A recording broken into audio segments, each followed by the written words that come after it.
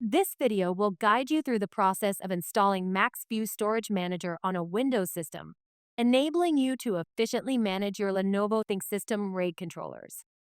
Open your web browser and go to datacentersupport.lenovo.com.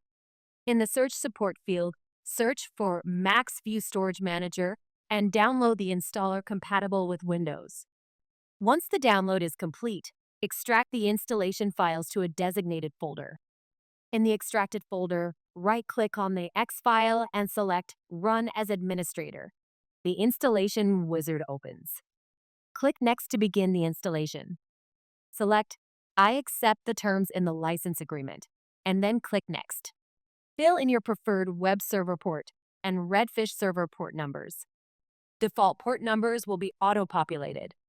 To disable remote system management from the graphical user interface, click the Standalone Mode checkbox. Click Next and then OK to verify the web server port and the Redfish server port numbers. The Direct Attached Storage Setup screen will be displayed. Ensure that Graphical User Interface and/or Redfish Server is selected. Optionally, select Command Line Interface Tools. Click Next. Click Install to begin the installation. After installation, click Finish.